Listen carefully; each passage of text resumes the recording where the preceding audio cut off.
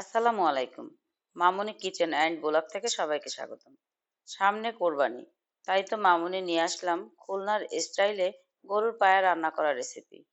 আগে থেকেই গরুর পায়া পরিষ্কার করে রেখেছিলাম। এবার চুলায় একটি হাঁড়ি বসিয়ে দিয়ে দেব একে একে গরুর পায়ার পিসগুলো। এই যে দেখো, আমি কিন্তু গরুর পায়াগুলো চামড়া সহ নিয়েছি, খুব ভালোভাবে পরিষ্কার করে। তোমরা চাইলে গরুর পায়া পরিষ্কার করার পদ্ধতি আমি দেখাতে পারি।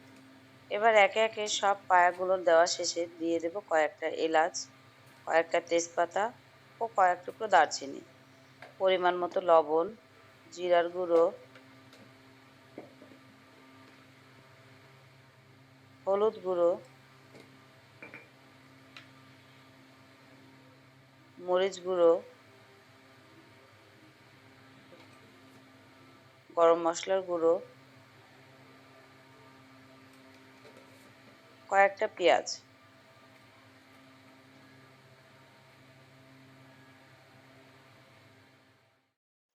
একটু রসুন বাটা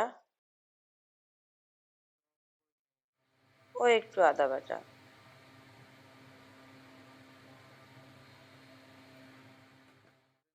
এবং দিয়ে দেব কয়েকটা আস্ত শুকনা মরিচ। এবার সবশেষে দিয়ে দেব পরিমাণ মতো সয়াবিন তেল। এবার দিয়ে দেব পরিমাণ মতো গরম পানি।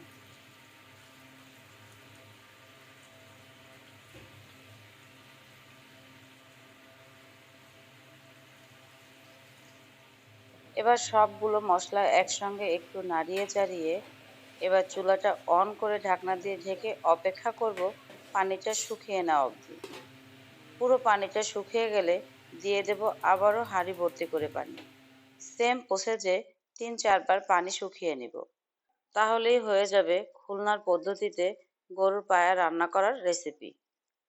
গরুর নেহেরি একটি জনপ্রিয় পুষ্টিকর খাবার, যা মূলত গরুর হাড়, মাংস এবং বিশেষ করে মশলা দিয়ে তৈরি করা হয়। এটি স্বাদ ও পুষ্টিগুণে ভরপুর। গরুর নেহেরিতে আছে প্রচুর পরিমাণে প্রোটিন, জয়েন্টের ব্যথা উপশম ও হজম শক্তি বৃদ্ধি করে। গরুর পায়া অতিরিক্ত খাওয়াতেও আছে কিছু অপকারিতা। উচ্চ কোলেস্টেরল, ওজন বৃদ্ধির সমস্যাও হতে পারে। তাই আমরা পরিমাণের তুলনায় অতিরিক্ত খাওয়া থেকে বিরত থাকব গরুর পায়া বা নেহেরি। তো এবার তোমরাই বলো, খুলনার স্টাইলে গরুর পায়া রান্না করার রেসিপিটি কেমন লাগলো তোমাদের কাছে? জানিও কিন্তু কমেন্ট বক্সে। ভালো লাগলে শেয়ার করো বন্ধুদের মাঝে। সবাইকে অসংখ্য ধন্যবাদ ভিডিওটি দেখার জন্য। আল্লাহ হাফেজ।